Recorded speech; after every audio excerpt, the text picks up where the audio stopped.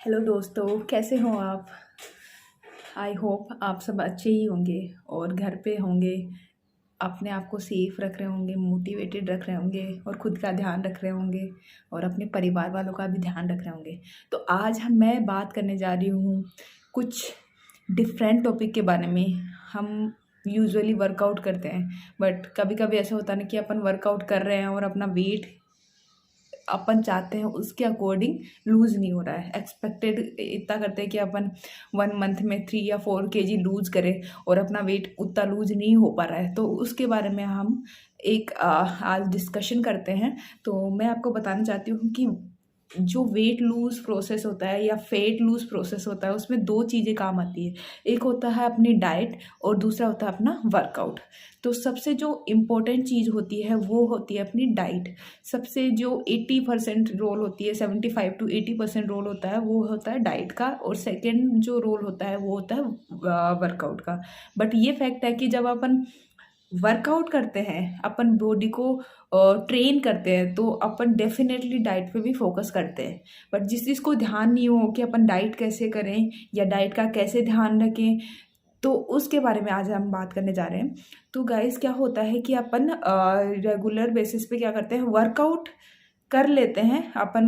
1.5 या 1.5 आवर का वर्कआउट, अच्छा खासा वर्कआउट करते हैं, बट अपना फिर भी वेट लूज नहीं हो रहा बिकॉज ऑफ आप डाइट पे फोकस या कंसंट्रेट नहीं कर रहे हैं। तो अपने को डाइट पे कैसे कंसंट्रेट करना है उसके बारे में अपन बात करेंगे। तो डाइट में अपने को क्या करना है कि अपनी बॉडी की क्या होती है कि रिक्वायरमेंट होती है कि अपनी बॉडी का वेट इतना है, अपनी बॉडी की हाइट इतनी है, तो उस अकॉर्डिंग अपनी बॉडी को रिक्वायरमेंट होती है कि अपन इतना कैलोरी अपन ले सकते हैं अपनी डाइट में। यदि आप वेट लूज करना चाहते हैं तो उस कैलोरी जितनी रिक्वायरमेंट होती है उससे कम ले। जिस वजह से क्या होगा कि अपनी बॉडी में जो फैट डिपोजिशन है या बॉडी में जो भी कैलोरी बन चुकी है फैट के रूप में, वो कैलोरी क्या होगी जब अपन फैट डाइट में कैलोरी कम लेंगे या डाइट में डाइट कम कंज्यूम करेंगे, जितनी रिक्वायरमेंट है उससे कम कंज्यूम करेंगे, तो क्या होगा, जो बॉडी का फैट है वो मेल्ट होगा और फिर अपने को क्या मिलेंगे, रिजल्ट्स मिलेंगे। तो ये स्पेसिफिकली ध्यान रखना है कि आप जब खाना खा रहे हो तो आप ऐसे नहीं कि आपको भूख लग रही है उसका मतलब आपको भूख लग रही है और आपने जल्दीबाजी में आपने खाना खा लिया और दैट्स इट, और आप वर्कआउट कर रहे हो और एक्सपेक्ट कर रहे हो कि मेरा वेट कम होगा, मेरा वेट कम होगा। बट ऐसा नहीं है। आपको पहले अपनी बॉडी की रिक्वायरमेंट को पहचानना है कि आपको कितना अपने को डाइट लेना है। तो वो अपन इस बारे में डिस्कशन करेंगे।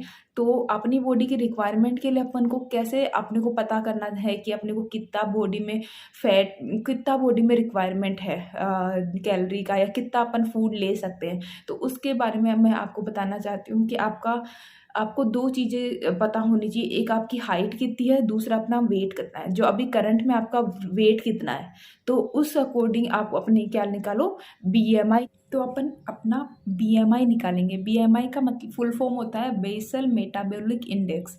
ये किसको कैलकुलेट करते हैं, ये किस लिए कैलकुलेट करते हैं कि ये अपने को अपनी बॉडी है उसका हाइट कितना है उसके अकॉर्डिंग अपना वेट कितना होना चाहिए। यदि आप अपनी हाइट के अकॉर्डिंग वेट आपका ज़्यादा है तो आपकी जो बीएमआई है वो हाई हो जाएगी। तो वो उसमें फिर अलग अलग कैटेगरी होती है, बीएमआई के अकॉर्डिंग अलग अलग कैटेगरी होती है। वीमेंस की बीएमआई कहाँ तक किस रेंज में नॉर्मल होती है, इस रेंज से ऊपर होने के बाद में ओबेस कैटेगरी में आ जाती है या फिर ओवरवेट कैटेगरी में आ जाती है। तो ये एक फॉर्मूला है, उसके बेसिस पे अपन डिसाइड करते हैं कि अपने को सच में या रियल सच में वेट लूज करने की ज़रूरत है या फिर अपन परफेक्ट वेट वाली कंडीशन में है। तो गाइस, बीएमआई निकालने के लिए अपने का जो फॉर्मूला है वो होता है वेट इन केजी अबव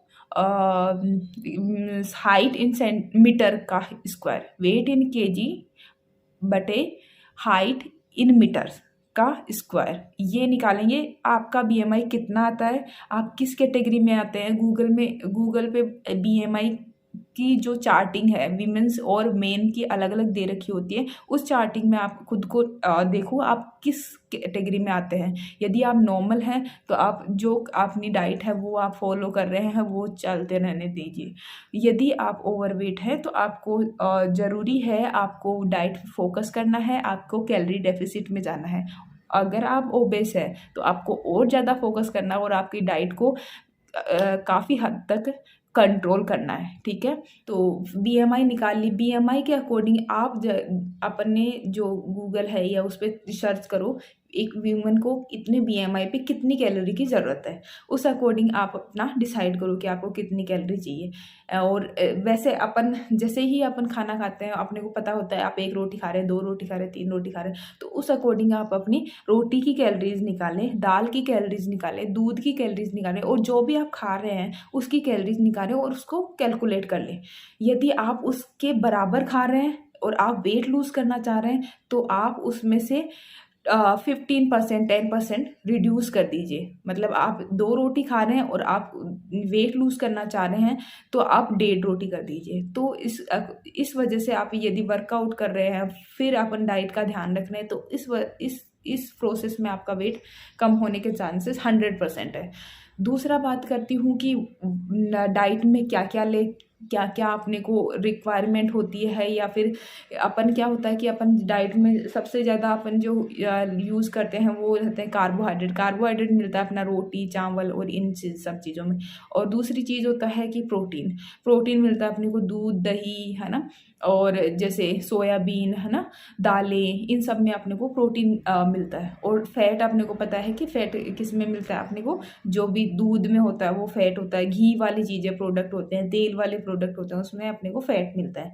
तो अपने बॉडी को एक प्रोपोर्शन में हर चीज़ें चाहिए होती है। ऐसा नहीं कि आप है ना कार्बोहाइड्रेट कम कर देंगे और आप प्रोटीन हाई कर देंगे और आप जो फैट है वो बिल्कुल ही जीरो कर देंगे तो आपकी बॉडी वेट लूज़ कर देगी। वेट लूज़ तो कर देगी फॉर श्योर, वेट लूज़ तो कर देगी, बट अपना क्या होगा थोड़े दिनों बाद में क्या होता है कि अपनी बॉडी को जो रिक्वायरमेंट होती है, यदि आप फैट नहीं लेंगे तो आपकी बॉडी में जो फैट सोल्यूबल विटामिन है वो एब्जॉर्ब होने चाहिए, वो नहीं होंगे। तो उस वजह से क्या होगा अपनी बॉडी में माल नरिशमेंट के सिम्टम्स आने लग जाएंगे, है ना। तो अपने को क्या करना है कि हर चीज़ प्रोपोर्शन में लेनी है। अपने को यदि बॉडी को रिक्वायरमेंट है तो उस रिक्वायरमेंट को पूरा करना है। अपने को 70 to 75% कार्ब्स लेने हैं, 20 to 30% अपने को प्रोटीन लेना है, बाकी 10 to 15 या 5 to 10% आपको फैट लेना है।